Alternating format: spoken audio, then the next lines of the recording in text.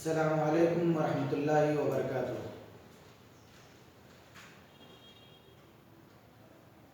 عزیز طلباء اور طالبات، میں Abdussubhan Umari, lecture in Arabic, Sikhiya P O college for boys, وجے پور۔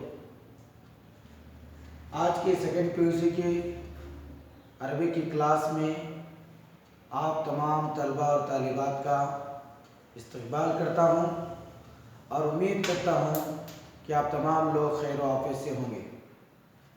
عزیز طلباء، پچھلی کلاس میں ہم نے من احادیث رسول کا سبق پڑھا تھا، جس کو 2 حصوں میں تقسیم کیا گیا تھا۔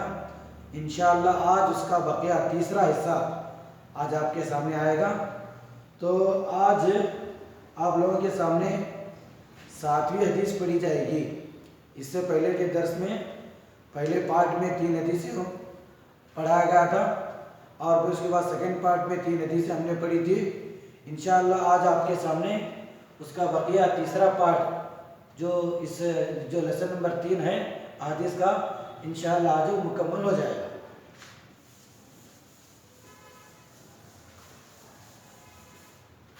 تو دیکھیے عزیز طلباء، آج حدیث نمبر 7 ہے۔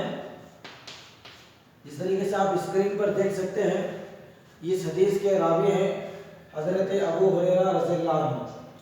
تو حدیث پڑھ دیتا ہوں، دیکھیے سنیے۔ عن ابی ہریرہ رضی اللہ عنہ قال قال رسول اللہ صلی اللہ علیہ وسلم اذا كان امراؤكم خياركم واغنياؤكم سمحاؤكم واموركم شورى بينكم فظهر الارض خير لكم من بطنها واذا كان امراؤكم اشراركم واغنياؤكم بخلاؤكم واموركم الى نسائكم فبطن الارض خير لكم من ظهرها۔ عزیز طلبہ، یہ جو حدیث نمبر 7 ہے، اس حدیث میں جو بات بتائی گئی ہے وہ یہ کہ اللہ کے رسول نے بیان فرمایا کہ اذا كان امراؤكم خياركم، جب تمہارے امیر لوگ، تو امراء اس کا معنی ہے امیر، جو کسی بھی قوم کا جو ہیڈ ہوتا ہے اس کو کہا جاتا ہے امیر، اس کی جماعتی امراء۔ تو اللہ کے رسول نے بیان فرمایا کہ اگر تمہارے جو ہیڈ ہے، جو تمہارے جو بھی امام ہیں، جو بھی تمہارے خلیفہ ہیں، جو بھی تمہارے امیر ہیں، اگر وہ تمہارے اوپر نیک لوگوں کو اگر امیر بنایا گیا، اگر نیک لوگوں کو اگر امیر بنایا گیا تو کیا ہوگا؟ اذا كان امراؤكم خياركم، دوسری بات اللہ کے رسول نے بیان فرمائی کہ اغنیاؤکم، تمہارے مالدار، غنیوں کی جمع آتی ہے اغنیا، مالدار کو کہتے ہیں، اور یہ غنی بہت مشہور لفظ ہے، جیسا کہ آپ بار بار سنتے ہیں حضرت عثمان غنی، کیونکہ وہ بہت بڑے مالدار تھے۔ تو اللہ کے رسول نے بیان فرمایا کہ اذا كان امراؤكم خياركم، جب تمہارے امیر لوگ نیک چنے جائیں گے، یعنی تمہارے اوپر جو امام بنے ہوئے ہیں، جو خلیفہ بنے ہوئے ہیں، جو امیر بنے ہوئے ہیں، وہ نیک لوگ ہیں۔ اور دوسری بات ہے کہ تمہاری قوم کے اندر جتنے بھی مالدار لوگ ہیں وہ کیسے ہیں؟ سمحاؤکم، اللہ کے رسول صلی اللہ علیہ وسلم نے بیان فرمایا سمحا،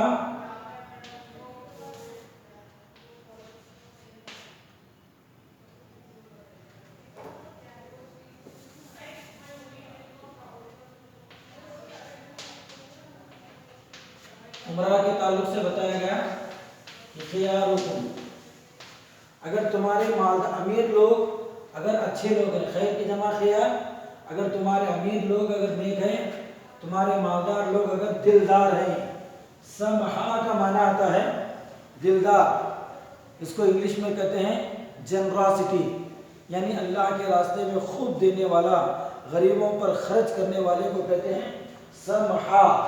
اگر تمہارے مالدار اگر ایسے لوگ ہیں جو اپنے پاس جو دولت ہے اس دولت کو غریبوں پر خرچ کرتے ہیں، غریبوں کو دیتے ہیں، دلدار لوگ ہیں، اور تمہارے امیر لوگ جو چنے گئے وہ نیک لوگ ہیں، تو اور تیسری بات اللہ نے بیان فرمائی امورکم شورا بینکم، اللہ کے رسول صلی اللہ علیہ وسلم نے بیان فرمایا کہ تمہارے جو کام ہیں، تمہارے جو بھی معاملات ہیں، شورا بینکم، آپس میں مشورے سے ہوتے ہیں۔ تو امر کی جماعت امور، اس کا معنی ہوتا ہے معاملہ، ایک دوسرے کے اندر لین دین کرنا، ایک دوسرے سے جو بھی ہم جو بات چیت کرتے ہیں، لیتے ہیں دیتے ہیں، معاملات کرتے ہیں، تو یہ امور تمہارے معاملات کیسے ہوتے ہیں؟ شورا کا معنی ہوتا ہے پلاننگ کے ساتھ ہونا، ایک دوسرے سے مشورے کے ساتھ ہونا، ایک دوسرے سے رائے مشورہ لینا کہ یہ کام ہم کریں گے تو کیسا ہوگا۔ تو اگر یہ تین کام اگر ہو رہے ہیں تمہارے پاس، تو اللہ نے بیان فرمایا کہ اگر تمہارے امیر لوگ اگر اچھے چنے گئے، تمہارے مالدار لوگ اگر دلدار اگر بن گئے، اور تمہارے جو بھی کام ہوتے ہیں آپس کے مشورے سے اگر ہوتے ہیں، تو اللہ کے رسول صلی اللہ علیہ وسلم نے یہ خوشخبری دی، وہ کہا اللہ کے رسول نے ظہر اللہ خیر لکم من بطنہا،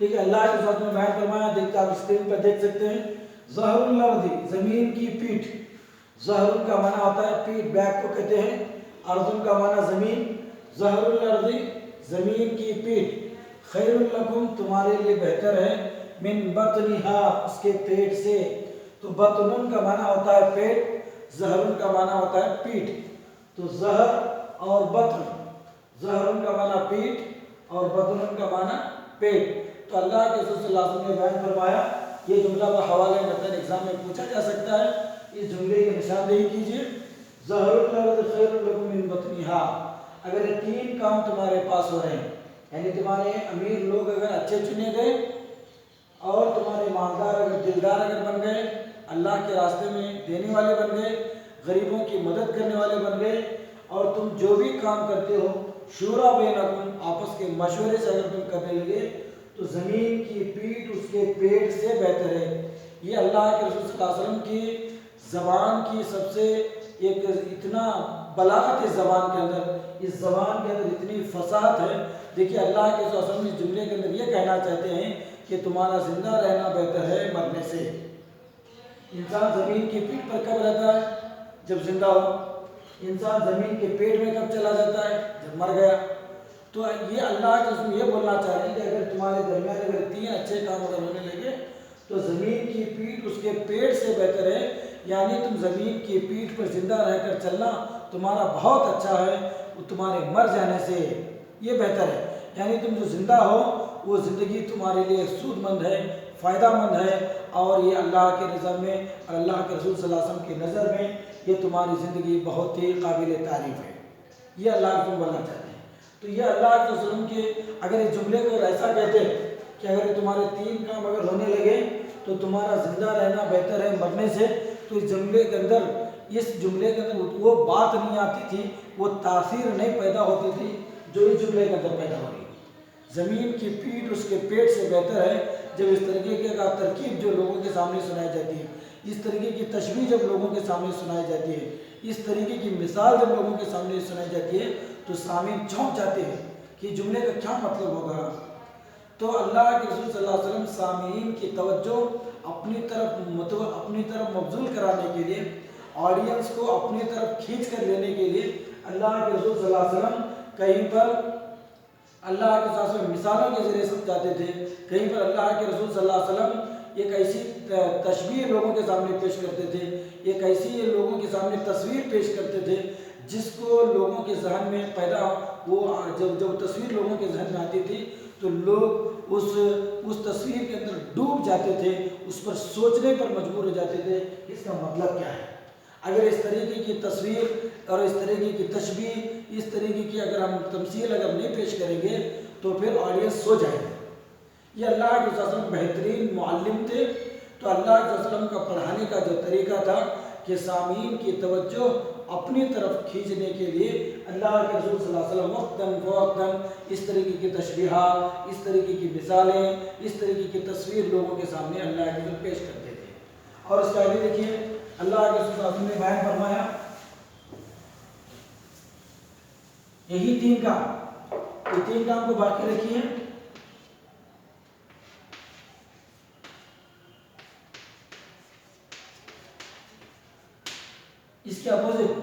اگر وَإِذَا كَانَ أُمَرَاؤُكُمْ أَشْرَارُكُمْ أَغْنِيَاؤُكُمْ بُخَلَاؤُكُمْ أُمُورُكُمْ إِلَى نِسَائِكُمْ. پھر اس کا اپوزٹ کیا ہوا؟ بطن الارض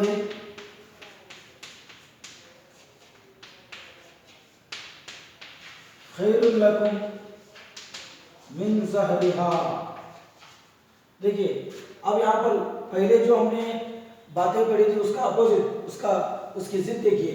وہی امیر جو تمہارے امیر چنے جاتے، جو تمہارے امام چنے جاتے ہیں، اشرارکم اگر برے لوگ چنے گئے، یعنی گناہ کرنے والے، لوگوں کو قتل کرنے والے، لوگوں کا مال ہڑپ کرنے والے، اس طریقے کے لوگ اگر تمہارے ہیڈ اگر بنا دیے گئے، اشرارکم شر کی جمع اشرار، واغنیاؤکم بخلاؤکم اور تمہارے پاس جتنے مالدار ہیں وہ لوگوں کے مال کو جمع کر اپنے پاس دولت جمع کر وہ تجاریوں میں جمع کر رکھ رہے ہیں اور وہ اللہ کے راستے میں خرچ کرتے ہیں، بخیل ہے، کنجوس ہیں. تو یہاں پر بخلا اسٹنجی کو کہا جاتا ہے انگلش میں. اسٹنجی یعنی کنجوس، نہیں دینے والا، اپنے مال کو تجاریوں میں بینکوں میں جمع کر رکھنے والا، غریبوں کو نہ دینے والا بخیل، اس کی جمع آتی ہے بخلا. اگر تمہارے مالدار لوگ اگر بخیل بن گئے، امورکم اور تمہارے سارے معاملات، الی نسائکم تمہارے عورتوں کے ہاتھ میں اگر چلے گئے، تو امراتوں کی جمع آتی ہے نساؤں، اس کا معنی ہوتا ہے عورتیں، یعنی ہر کام جو مشوروں سے ہوتا ہے، ایک دوسرے سے پلاننگ کے ساتھ ہوتا ہے، وہ اگر اس طریقے کا اگر حکومت اگر عورتوں کے ہاتھ میں چلے گئی اور عورتیں ہی سارے معاملات کو اگر ڈیل کرنے لگی، مشورے سے کوئی کام اگر نہیں ہونے لگا، تو اس وقت اللہ کے رسول صلی اللہ علیہ وسلم نے بیان فرمایا کہ بطن الارض خیر لکم من ظہرها، زمین کا پیٹ اس کی پیٹھ سے بہتر ہے. پہلی حدیث میں پہلے جملے میں کیا بتایا گیا تھا؟ زمین کی پیٹھ اس کے پیٹ سے بہتر ہے. اور اس کا اپوزٹ کیا ہوا؟ یہاں پہلے زہر تھا، یہاں بطن تھا پہلے جملے میں، اب یہاں پر پہلے بطن آ گیا، بعد میں زہر آ گیا. یعنی زمین کا پیٹ بہتر ہے اس کی پیٹھ سے، یعنی مطلب یہ کہ تمہارا مر جانا بہتر ہے زندہ رہنے سے. تم کیا کس کام کے زندہ رہو کر؟ یہ تمہارے سارے امیر لوگ برے بن گئے ہیں، تمہارے سارے مالدار لوگ کنجوس بن گئے ہیں، اور تمہارے جو بھی معاملات پہلے مشورے سے ہوتے تھے وہ مشورے سے چھوڑ کر عورتوں کے اس میں ڈومینیٹ ہونے لگے، عورتوں کا غلبہ ہونے لگا، وہ ہر کام میں وہ انہی کا وہ جو کہتی ہے وہی ہونے لگا، سارے کام نساء حکم عورتوں کے حوالے اگر ہو گئے، تو پھر ایسی وقت میں تمہارا زندہ رہنا کوئی کام نہیں، مر جانا بہتر ہے. تو یہ حدیث کے اندر جو اللہ کے رسول نے بیان فرمائی کہ اذا كان امراؤكم خياركم واغنياؤكم سمحاؤكم واموركم شورى بينكم فظهر الارض خير لكم من بطنها واذا كان امراؤكم اشراركم واغنياؤكم بخلاؤكم واموركم الى نسائكم فبطن الارض خير لكم من ظهرها. تو اس حدیث کے اندر جو بات بتائی گئی کہ اگر یہ تین کام اگر اچھے ہونے لگے تو تمہارا زندہ رہنا بہتر ہے مر جانے سے، زمین کی پیٹھ بہتر ہے اس کے پیٹ سے. اگر یہ تین کام اگر بگڑ گئے، یعنی امیر لوگ اگر برے لوگ اگر امیر بننے لگے، مالدار اگر لوگ بخلا بننے لگے، اور امور جو ہیں ہمارے وہ نساء کے پاس جانے لگے، عورتوں کے حوالے اگر ہونے لگے، تو اس وقت بطن الارض خیر لکم من ظہرها، تو تمہارا زمین کا پیٹ اس کی پیٹھ سے بہتر ہے، یعنی تمہارا مر جانا بہتر ہے زندہ رہنے سے. یہ جس حدیث کے اندر یہ بات بتائی گئی ہے. تو یہ دونوں جملے یہ بحوالہ متن میں پوچھا جا سکتا ہے، آپ اس کے نشاندہی کیجیے. چلیے پھر اس کے بعد ہم لوگ آٹھویں حدیث پڑھتے ہیں.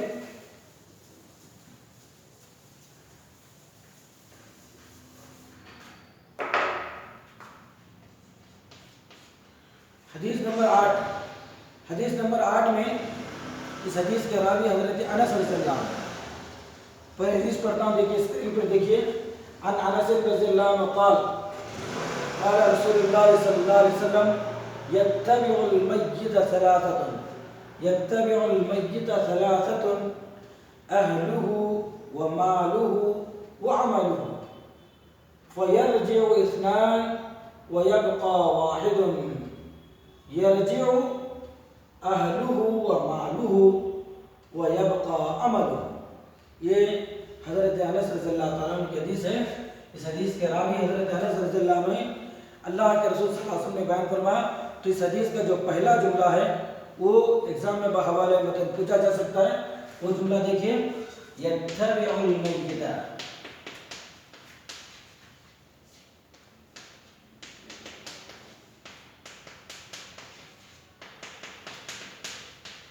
یتبع المیت ثلاثۃ۔ اتبع یتبع کا معنی ہوتا ہے پیچھے پیچھے چلنا، اسی سے لفظ آتا ہے اتباع کرنا، اتباع کرنا۔ آپ لوگ کئی مرتبہ تقاریر میں سنتے ہیں اللہ کے رسول صلی اللہ علیہ وسلم کی اتباع کرو، اللہ کے رسول صلی اللہ علیہ وسلم کی اتباع ہم پر فرض ہے۔ تو اتباع فالو کرنا، انگلش میں اس کو فالو کرنا کہتے ہیں، کسی کے نقش قدم پر چلنا، پیچھے پیچھے چلنا۔ تو اسی سے اتبعوا فعل مضارع ہے، المیت جو انسان مر گیا اس کو کہتے ہیں میت، مرے ہوئے آدمی کو میت کہتے ہیں۔ ثلاثۃ، تین۔ جب انسان مر جاتا ہے، جب انسان کی میت ہو جاتی ہے تو اس کے پیچھے تین چیزیں چلتی ہیں۔ یعنی جب انسان مر گیا تو مرنے کے بعد جب اس کا جنازہ جاتا رہتا ہے تو اس کے پیچھے تین چیزیں چلتی رہتی ہیں، تین چیزیں اس کے پیچھے جاتے رہتی ہیں، فالو کرتے رہتی ہیں۔ اب اللہ کے رسول نے بیان فرمایا کہ تین چیزیں کون کون سی ہیں؟ پہلی چیز اللہ کے رسول نے بیان فرمائی اہلہ، نمبر 2 پر مالہ، نمبر 3 عملہ۔ یہ تین چیزیں ہیں جب انسان کے مرنے کے بعد یہ تین چیزیں پیچھے لگتی ہیں۔ پہلا اہلہ، اس کی فیملی والے، اس کے خاندان والے، اس کے اہل عیال والے، چاہے بیوی بچے ہوں، ماں باپ ہوں، بھائی بہن ہوں، رشتہ دار ہوں، دوست احباب ہوں، دنیا کے سارے لوگ ہوں۔ تو یہ سارے کے سارے اہل عیال یہ انسان کے مرنے کے بعد اس کے پیچھے انسان چھوڑ جاتا ہے، اپنے خاندان والوں کو، اپنے رشتہ داروں کو، اپنے دوست احباب کو۔ دوسرا کیا چھوڑتا ہے انسان اپنے پیچھے؟ مال کو چھوڑتا ہے، جو کچھ اس نے دنیا میں کمایا، اس کا وہ پیسہ، اس کی جائیداد، وہ سارا اس کا بینک بیلنس، وہ سارے کا سارا میت اپنے پیچھے چھوڑ دیتا ہے۔ تیسرا اس کا عمل ہے، عمل، اس کا ڈیڈ، ہز ڈیڈ، جو کچھ اس نے نیک کام کیا، برا کام کیا، یہ اس کا عمل ہے۔ تو اب دیکھیے انسان مر گیا تو مرنے کے بعد اس کے پیچھے تین چیزیں چل رہی ہیں، ایک تو اہل چل رہا ہے، ایک تو دوسرا اس کا مال چل رہا ہے، تیسرا اس کا عمل چل رہا ہے۔ اب اللہ کی طرف نے بیان فرمایا کہ یہ تین چیزیں جو انسان کے جنازے کے پیچھے چلتی ہیں، یہ ان تین چیزوں میں سے دو ایسی چیزیں ہیں جو سب سے پہلے انسان کے پیچھے ختم ہو کر آ جاتی ہیں، جو اس کا آخری دم تک ساتھ دے دیتی ہیں۔ اس میں سے اللہ کے رسول صلی اللہ علیہ وسلم نے بیان فرمایا کہ یرجع اثنان، یرجع اثنان، دو چیزیں واپس آ جاتی ہیں۔ رجع یرجع کا معنی ہوتا ہے واپس آ جانا، دو چیزیں اس میں سے واپس آ جاتی ہیں۔ یعنی جیسا انسان کا جنازہ اٹھایا گیا تو اس کے پیچھے اس کا اہل و عیال چلنے لگا، کہاں تک چلنے لگا؟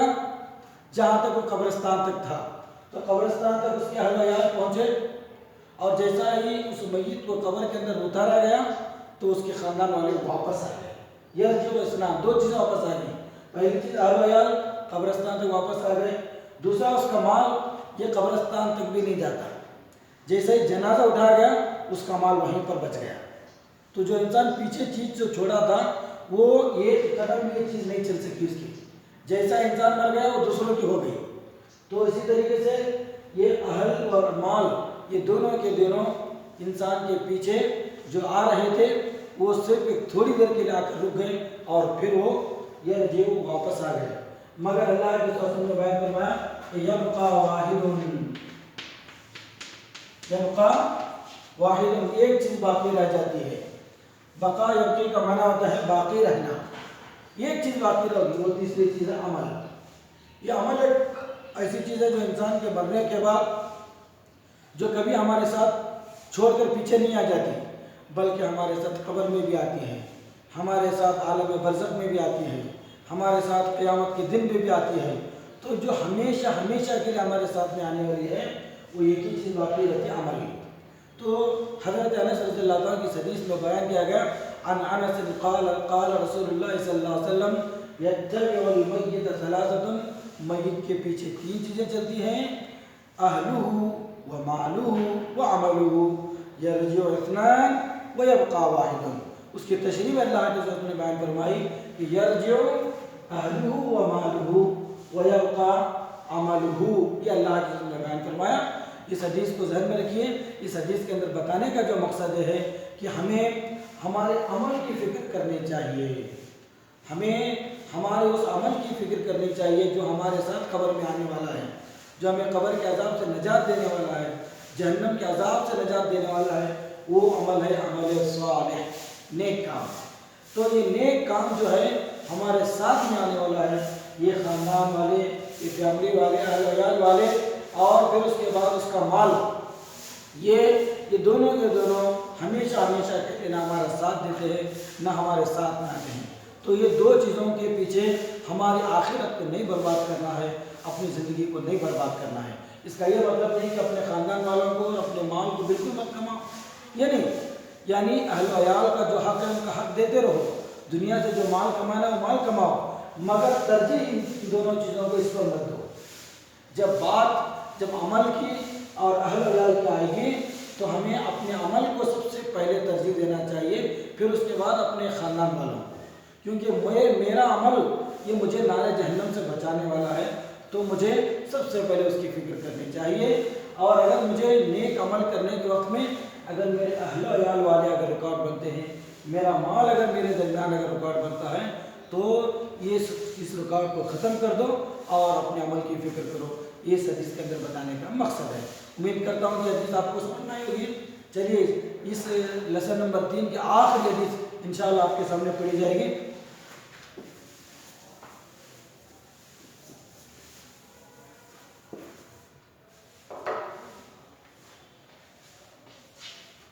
آخری حدیث ہے، اس حدیث کے راوی ہیں حضرت ابن عباس رضی اللہ عنہ۔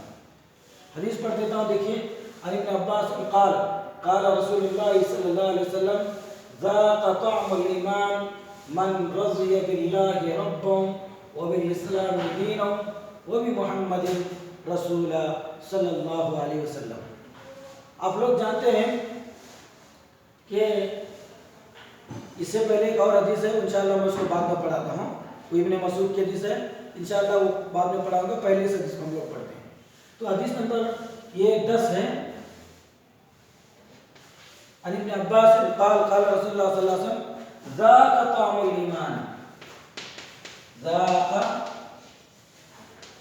طعم الایمان۔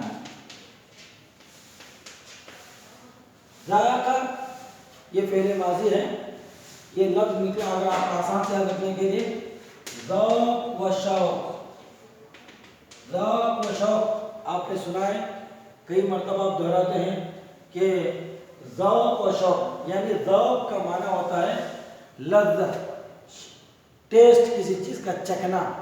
تو کسی چیز کو ہم جب ٹیسٹ چکھتے ہیں، کسی کا مزہ چکھتے ہیں، تو تب ہمیں فیل ہوتا ہے کہ یہ کھٹا یا میٹھا ہے۔ تو ذوق سے لفظ نکلا ہے ذاقہ، تو اس کا یہ فعل ماضی ہے مزہ چکھا، مزہ چکھنے کو ذاقہ کہتے ہیں۔ تو مزہ چکھا، طعم الایمان، ذاق طعم الایمان، طعام کا معنی ہے مزہ، طعام آپ لوگ سنیں گے کھانے کو کہتے ہیں طعام، کھانا، تو یہاں پر طعام کا معنی ہے ایمان کا مزہ، کیونکہ کھانا جب انسان کھاتا ہے تو اسے مزہ ہی ملتا ہے، تو اس لیے یہاں پر طعام کا معنی کیا ہوا؟ مزہ، ذائقہ کا معنی چکھا، الایمان ایمان، ایمان کا مزہ چکھا، تو ایمان کی لذت مل گئی، ایمان کی لذت مل گئی کس کو؟ اللہ کے رسول صلی اللہ علیہ وسلم نے بیان فرمایا کہ ذاق طعم الایمان، ایمان کی لذت اس کو مل گئی من رضی باللہ ربا،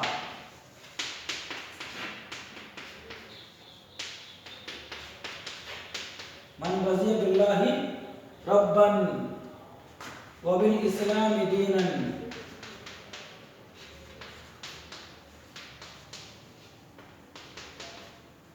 وبمحمد رسولا۔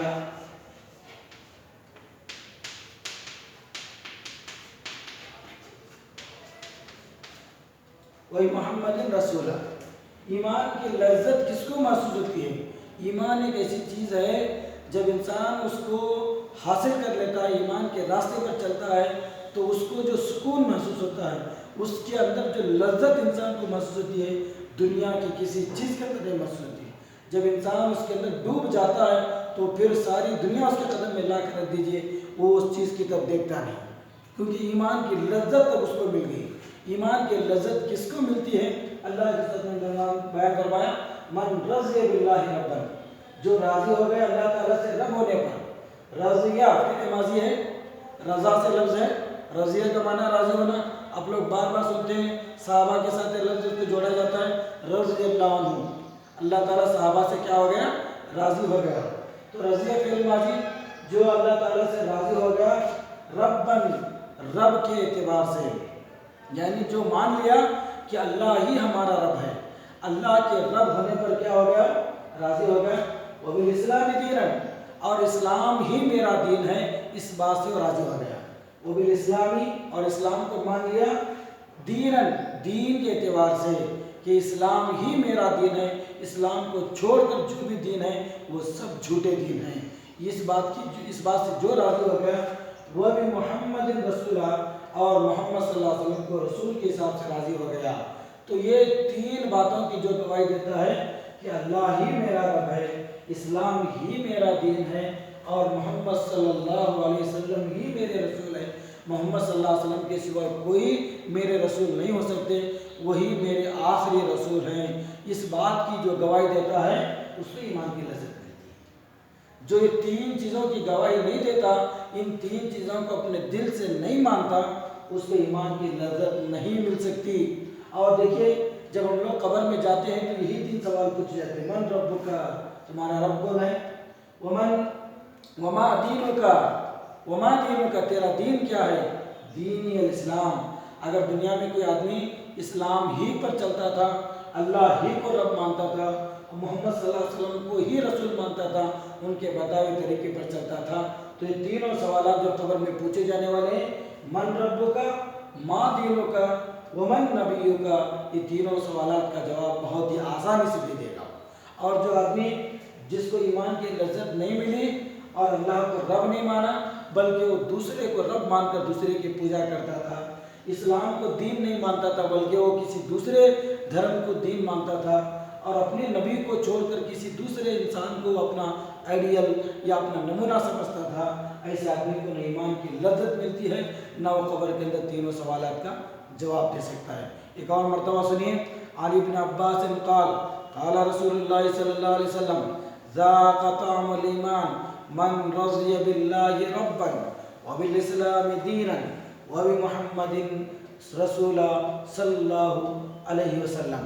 تو جو ایمان کی لذت اس آدمی کو مل گئی جس نے اللہ کو رب ہونے سے مان لیا، جس نے اسلام کو دین ہونے پر مان لیا، جس نے محمد صلی اللہ علیہ وسلم کو رسول ہونے پر مان لیا، تو اس کو ایمان کی لذت مل گئی، اور وہی آدمی قبر کے سوالات کا جواب بھی دے سکتا ہے۔ اب حدیث نمبر 8 دیکھیے،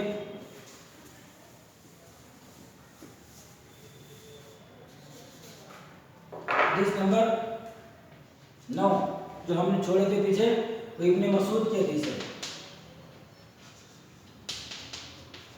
ابن مسعود، علی ابن مسعود قال قال رسول اللہ صلی اللہ علیہ وسلم الا اخبرکم، دیکھیے الا اخبرکم بمن تحرم علی النار، الا اخبرکم بمن تحرم علیہ النار وبمن تحرم علیہ النار، تحرم علی کل حین لین قریب سہل۔ یہ ابن مسعود کی حدیث ہے، کتنی پیاری حدیث حضرت ابن مسعود رضی اللہ تعالیٰ نے بیان کی، کیا مطلب ہے؟ دیکھیے اللہ کے رسول صلی اللہ علیہ وسلم کا کتنا بہترین اس کے اندر فرمان ہے، اگر ہم اس فرمان پر عمل کریں گے تو آج ہمارے بہت بڑے بڑے مسئلے حل ہو جائیں گے۔ اللہ کے رسول صلی اللہ علیہ وسلم نے کتنی بڑی فضیلت بیان کی، الا اخبرکم، کیا میں تمہیں خبر نہ دوں، کیا میں تمہیں نہ بتاؤں؟ اخبر یخبر اللہ، دیکھیے ایسا کسی چیز کو بہت ہی ہوشیار کرنے کے لیے، چوکنا کرنے کے لیے عربی زبان میں ایسا لفظ کو استعمال کیا جاتا ہے، اللہ سنو، بہت اہم بات بتانے جا رہا ہوں میں، ایسی بات ایسا جملہ اور ایسی ترکیب سناتے وقت میں عربی زبان میں الا کا لفظ استعمال کیا جاتا ہے. الا اخبرکم، کیا میں تمہیں خبر نہ دوں؟ خبر ہم لوگ اردو میں بولتے ہیں، تو اسی سے اخبرو، کیا میں تمہیں خبر نہ دوں، کیا میں تمہیں نہ بتاؤں؟ الا اخبرکم بمن تحرم علیہ النار، بمن تحرم علیہ النار. دیکھیے تحرم فعل مضارع مجهول ہے. احرم یحرم، حرام کیا جانا، کسی چیز کا پروہیبٹڈ کرنا. تحرم علیہ النار، النار آگ یعنی دوزخ. تو اللہ کے رسول نے بیان فرمایا کیا تمہیں میں خبر نہ دوں اس آدمی کی جس کے اوپر جہنم حرام کر دی جاتی ہے. جہنم حرام کرنے کا کیا مطلب ہوا؟ جہنم کو حرام کرنے کا مطلب یہ ہے کہ وہ کبھی جہنم میں جا ہی نہیں سکتا، کیونکہ جہنم اس کے لیے حرام ہوگی، جنت اس کے لیے حلال ہو گئی. تو اتنا بڑا کون سا خوش نصیب آدمی ہے بمن تحرم، جس کے اوپر حرام کر دی جاتی ہے، جس کے اوپر منع کی جاتی ہے، بند کر دی جاتی ہے، علیہ النار، اس کے اوپر آگ کو. اور اس کے بعد اللہ کے رسول نے بیان فرمایا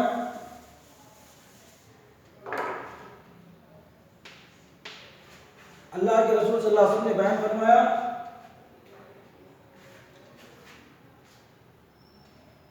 وَبِمَنْ تَحْرُمُ عَلَيْهِ النَّارِ،